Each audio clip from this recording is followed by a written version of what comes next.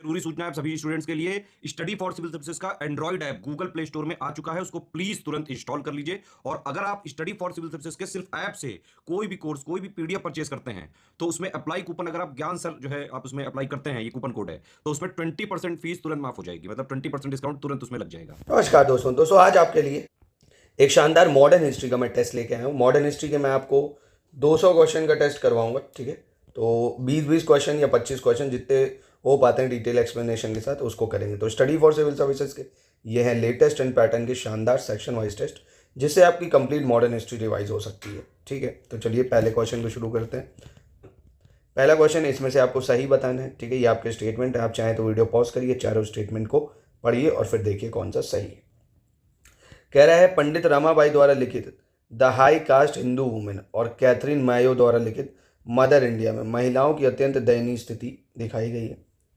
अधीनस्थ उपागम संप्रदाय या द सबॉर्डिनेस्ट अप्रोच स्कूल, इन्होंने 1980 के दशक में मौजूदा इतिहास लेखन की आलोचना के रूप में हुई थी। साम्राज्यवाद का पुनर्मूल्यांकन 1980 के दशक में शुरू हुआ है। री इवेल्युएशन ऑफ इम्पेरियलिज्म की बात करें, इम्पीरियलिज्म। इतिहास में महिलाओं के योगदान के बारे में लिखना 1970 के महिला आंदोलन से माना जा सकता है। और महिलाओं के प्रति लेखन की जो शुरुआत है वो B.R. नंदा द्वारा संपादित इंडियन वुमेन फ्रॉम पर्दा टू मॉडर्निटी जैसी कृतियों से हुई है। तो ये फेमस बुक भी है, कौन सी? इंडियन वुमेन फ्रॉम पर्दा टू मॉडर्निटी। किसने लिखी है? B.R. नंदा। तो इसमें कौन सी स्टेटमेंट सही है मॉडर्न हिस्ट्री के हिसाब से? अब अगर आपके पेपर में सवाल है तो आप कर पाओगे या नहीं? चारों स्टेटमेंट बिल्कुल इसकी सही हो जाएंगी। और नोट भी कर लीजिए। देखिए टेस्ट को, क्विज को, इन सब को करने का तरीका ये है कि अगर आप उसका बेनिफिट लेना चाहते हैं तो उसको जब आपने अटेम्प्ट करा, जो क्वेश्चन नया मिला, जो PYQs में भी आपने नहीं पढ़ा था, जो आपने अपनी बुक्स या नोट्स में भी नहीं मिला है, तो कुछ अलग सा मिला, उसको नोट कर लिया, है ना। जब तक उन क्वेश्चन को आप नोट नहीं करोगे जिनको आपको नहीं पता है, जो आप सॉल्व नहीं कर सकते हो, तब तक कोई फ़ायदा नहीं टेस्ट करने का। तो अगर ये आपको तीनों नई स्टेटमेंट लग रही हो, चारों नहीं पता थी, तो एक जगह नोट कर लो। चलो दूसरा क्वेश्चन देखते हैं। अब इसमें आपको गलत बताना है, ठीक है, कौन सा स्टेटमेंट इसमें से गलत होगा। 1509 ईस्वी में पुर्तगालियों ने मिस्र के शासक मामलूक द्वारा भेजे गए बेड़े को हराकर द्वीप पर कब्जा कर लिया और 1510 में उन्होंने गोवा पर कब्जा करके उसे अपना प्रशासनिक केंद्र बनाया। दूसरा कह रहा है 1498 में जब Vasco da Gama Cape of Good Hope से होते हुए कालीकट पहुंचा था तो उसने भारतीय इतिहास की दिशा को गहरा रूप प्रभावित करा। तीसरा कह रहा है दूसरे गवर्नर फ्रांसिस्को डी अल्मेडा ने भारत में पुर्तगाली शासन की स्थापना में निर्णायक भूमिका निभाई। चौथा कह रहा बंगाल के शासक महमूद शाह ने पुर्तगालियों को 1536 में चटगांव और सतगांव में फैक्ट्री खोलने की अनुमति दी थी। तो यहाँ पे कौन सा गलत है दोस्तों? गलत तो दूसरा है, क्योंकि सेकंड गवर्नर की बात करें तो अल्मेडा नहीं था, सेकंड गवर्नर था आपका अल्फांसो डी अल्बुकर्क, ठीक है। कौन था? Albuquerque, Albuquerque. He is the real founder of Portuguese power, ये भी माना जाता है। तो यहाँ ये स्टेटमेंट गलत हो जाएगी और ये तीनों सही हो जाएंगी। अगला सवाल देखते हैं। अगले में भी आपको ये बताना है चूज द करेक्ट स्टेटमेंट, कौन सा इसमें से सही होगा। कार्टेज सिस्टम की अगर बात करें तो captain of Indian ships had to obtain a licence और pass from viceroy of Goa, है ना। कार्टेज सिस्टम आपको पता होगा कौन लाया था? ब्लू वाटर पॉलिसी के थ्रू जो लाया गया था। दूसरा 1608 में जहांगीर द्वारा आगरा में 20 दीक्षा स्थलों का आयोजन किया गया था और पुजारियों को पुर्तगाल की तरह ही कार्यवाही की स्वतंत्रता दी गई थी। डच संयुक्त कंपनी की स्थापना 1602 में हुई थी, डच जॉइंट कंपनी की। और भारत में डचों की महत्वाकांक्षाएं तब चकनाचूर हो गई जब वे 25 नवंबर 1759 को बैटल ऑफ बिदारा में अंग्रेजों से हार गए। तो कह रहा है बैटल ऑफ बिदारा जो है वो किसके बीच में हुई है? डच और इंग्लिश ईस्ट इंडिया कंपनी के बीच में हुई है। कब हुई है? 1759 में हुई है। तो ये स्टेटमेंट सही है क्या? तो ये स्टेटमेंट सही है। डच कंपनी 1602 में बनी थी, ये भी स्टेटमेंट सही है। 20 इनिशिएशन प्लेस बनाए गए थे आगरा में जहांगीर के द्वारा, ये भी सही है। और पहला भी बिल्कुल सही है। तो यहाँ पे चारों स्टेटमेंट हो गए बिल्कुल सही। अगला चौथे में आपको बताना इनमें से सही कौन सा है, ठीक है। लुइस 14 के शासनकाल में 1662 में उसके मंत्री कोलबर्ट द्वारा फ्रेंच ईस्ट इंडिया कंपनी बनी थी। तो क्या आपने सही तरीके से पढ़ा है भाई? अगर आपको पता हो लुइस 14 ने 1662 में क्या करी, सोचिए इसको। 1658 में बंगाल, बिहार, उड़ीसा और कोरमंडल तट सेंट जॉर्ज किले में आ गए नियंत्रण में।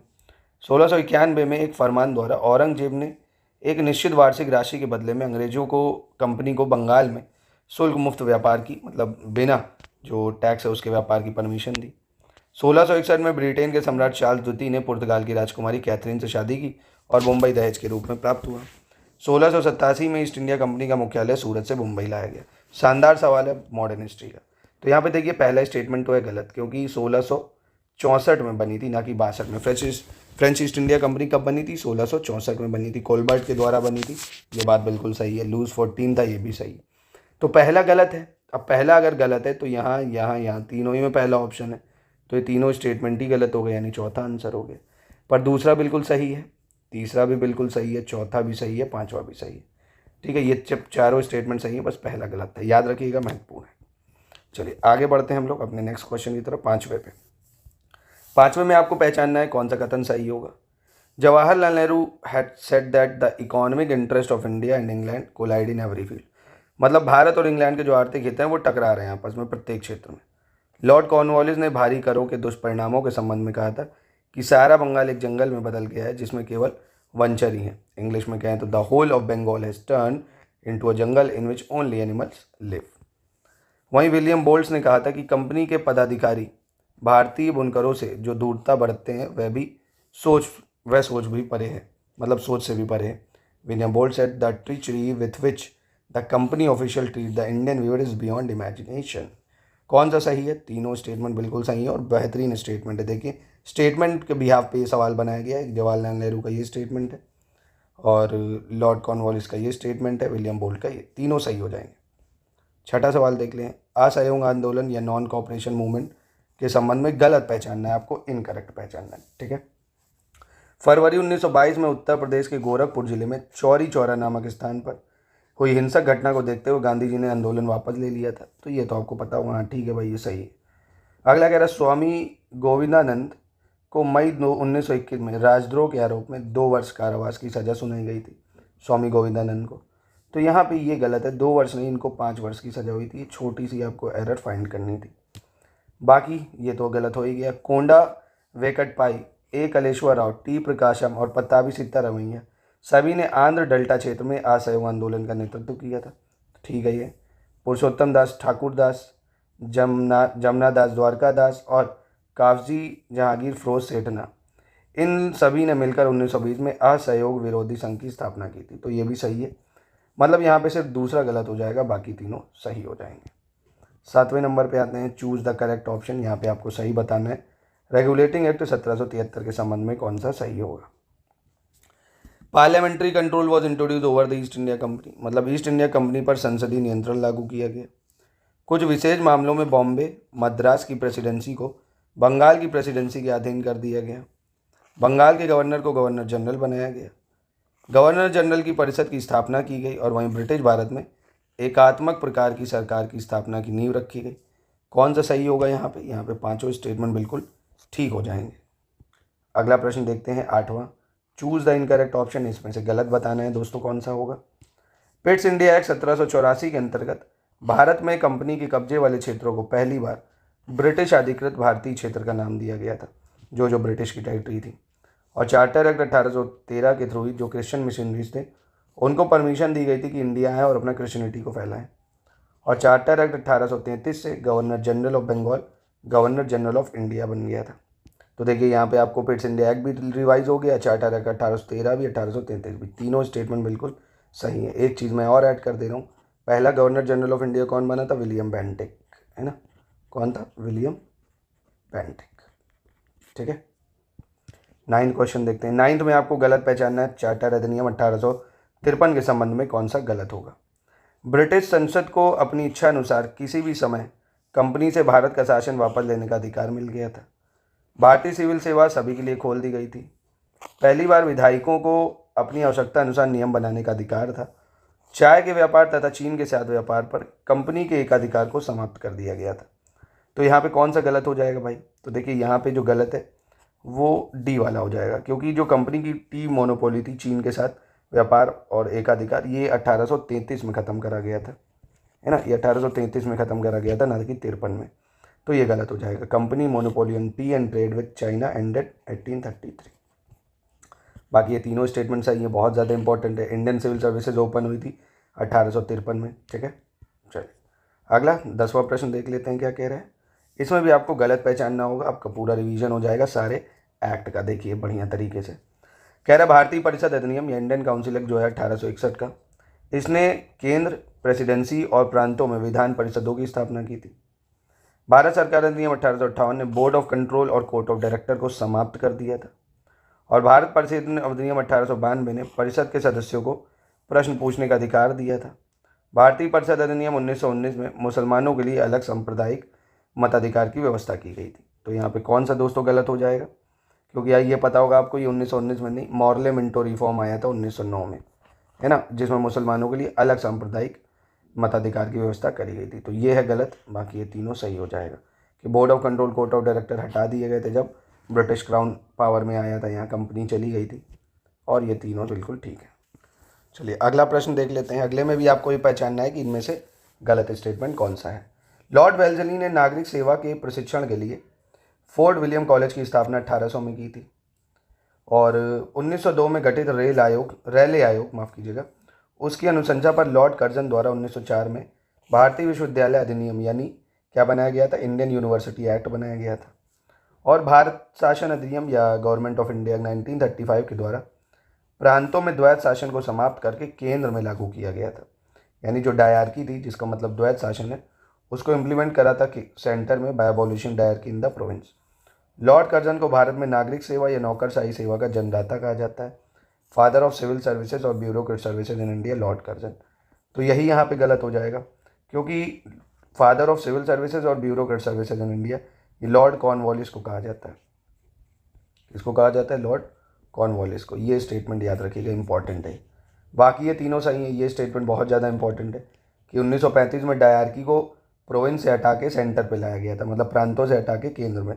1919 की बात करें अगर, जो गवर्नमेंट ऑफ इंडिया एक्ट आया था, उसमें प्रांतों में लाया गया था पहले, और केंद्र में नहीं लाया गया था, है ना। केंद्र में लाया गया 1935 में। चलिए अगला देख लेते हैं। 12 क्या कह रहा है। 12 में सही विकल्प पहचानना है कौन सा है। मीर कासिम ने अपनी राजधानी को 1762 में मुर्शिदाबाद से मुंगेर स्थानांतरित किया था। Mir Qasim shifted his capital from Murshidabad to Munger. Hyderabad राज्य की स्थापना 1724 में तत्कालीन दक्कन के सूबेदार किलिच खान ने की थी। और भारत में पुर्तगाली गवर्नर नीनो दी कुना 1530 में अपनी राजधानी कोचीन से गोवा शिफ्ट करी थी। कौन सा स्टेटमेंट सही है? तीनों स्टेटमेंट बिल्कुल सही हो जाएंगे और महत्वपूर्ण है तीनों स्टेटमेंट। अब इसमें मैचिंग करनी है आपको। Rowlatt act, vernacular press act, भारतीय परिषद अधिनियम, प्रथम आम चुनाव। ठीक है, कौन सा किसके टेन्योर में हुआ था। जैसे रॉलेट एक्ट है 1919, इस टाइम था Lord Chelmsford. Vernacular press act 1878 में आया हुआ था। भाई कब आया था, टाइम भी याद रखो, 1878 में, इस टाइम था lord Lytton. Indian council act तो बहुत सारे आए हैं, और ये मॉर्ले मिंटो के टाइम जो आया था वो 1909 का था।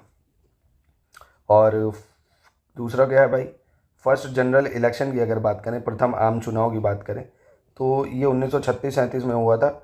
लॉर्ड किसके द्वारा? लॉर्ड लिनलिथगो के द्वारा। ठीक है, तो इसका ऑप्शन क्या हो जाएगा? बी हो जाएगा। चलिए एक सेकंड, 14 नंबर देखते हैं। 14 में भी अब आपको चूज द करेक्ट स्टेटमेंट, इसमें से सही बताना है कौन सा है। फर्स्ट रूरल सेशन, या जो first session to be held a village, जो कांग्रेस का पहला गांव में सेशन हुआ, वो फैजपुर सेशन था 1936 में, जिसके अध्यक्ष थे जवाहरलाल नेहरू। और लास्ट सेशन जो हुआ है इंडिपेंडेंस यानी आज़ादी के पहले कांग्रेस का, वो मेरठ में हुआ है 1946 में, और प्रेसिडेंट थे आचार्य कृपलानी। कौन सा सही है? दोनों स्टेटमेंट बिल्कुल सही हो जाएंगे यहाँ पे। 15 नंबर सवाल देख लेते हैं। निम्नलिखित में से सही कौन सा है? Choose the correct statement. Captain Hawkins के नेतृत्व में हेक्टर नामक पहला अंग्रेजी जहाज 1608 ईस्वी में सूरत के बंदरगाह पे आया था भाई। 1912 ईस्वी तक कोलकाता शहर ब्रिटिश भारत की राजधानी था। मैंगलोर की जो संधि हुई है वो टीपू सुल्तान और मद्रास के गवर्नर लॉर्ड मैकार्टनी के मध्य 1784 में हुई। वॉयसरॉय लॉर्ड लिटन ने भारतीयों को राय बहादुर की उपाधि से सम्मानित किया। और भारत आने वाला पहला अंग्रेजी जो जहाज था वो रेड ड्रैगन था। कौन था? Red dragon. तो यहाँ पे कौन सा सही होगा स्टेटमेंट? पांचों स्टेटमेंट बिल्कुल सही है, यहाँ पे कोई भी गलत नहीं होगा, याद रखिएगा इसको। ठीक है, इंपॉर्टेंट है। अगला देखते हैं क्वेश्चन नंबर 16। अब डॉक्ट्राइन ऑफ लैप्स के थ्रू जो आए थे उन राज्यों का, मतलब उस टाइम की रियासतों का क्रोनोलॉजी बतानी है। जैसे सतारा कब आया था? 1848 में आया था। संबलपुर 1849 में आया था। बगौट की बात करें, और बगौत है, उदयपुर है, ये सब 1850 में आए थे। कब आए थे? 1850 में। और अवध की बात करें तो बहुत लेट, अंत में 1856 में आया था। ठीक है, झांसी भी कभी कभी दे देता है एग्ज़ाम में, तो उसको भी याद रखो, 1855 में आई थी। ठीक है, तो क्रोनोलॉजी सेट कर लो भाई, 48, 49, 50, 56 सही क्रोनोलॉजी लगी हुई है, यानी 1 2 3 4 हो जाएगी। अगला प्रश्न देखते हैं 17 में आपको गलत पहचानना है, चूज द इनकरेक्ट ऑप्शन, कौन सा गलत है। सन 1900 में मैकडोनल्ड आयोग की सिफारिशों के आधार पर सरकार ने भविष्य की अकाल सहायता नीति निर्धारित की थी। कौन सी नीति? Future famine relief policy. और जो दूसरा एंग्लो मराठा वॉर है, उसी के दौरान ट्रीटी ऑफ बैसेन हुई थी 1802 में। और निष्काम कर्म मठ की अगर बात करें तो इसकी स्थापना पूना में हुई थी 1909 में बाय ढोंडो केशव कारवे। तो यहाँ पे कौन सा गलत है? कोई गलत नहीं होगा, तीनों स्टेटमेंट यहाँ पे बिल्कुल सही हो जाएंगे। ठीक है, 18 नंबर प्रश्न देख लेते हैं। 18 क्या कह रहा है, इसमें से आपको सही बताना है, चूज द करेक्ट स्टेटमेंट, कौन सा सही होगा। बुद्देवाल का युद्ध 1846 ईस्वी में रणजीत सिंह महिथिया और हैरी स्मिथ के बीच लड़ा गया था भाई। Battle of Buddowal 1846, Ranjit Singh Majithia, Harry Smith.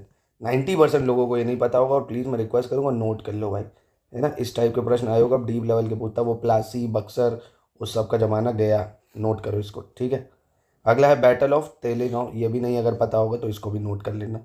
Battle of Talegaon की बात करें, जो मराठाओं और अंग्रेजों के बीच लड़ा गया था 1776 में। फिर बात करें सिंगफोस का विद्रोह, सिंगफोस रेबेलियन, जो असम बर्मा बॉर्डर पे हुआ था। ठीक है, निरंगा फीदू, क्या नाम है, निरंगा फीदू, इनके नेतृत्व में हुआ था सिंगफोस रेबेलियन। इसको भी नोट करो, तीनों क्योंकि सही है, ये नोट कर लो।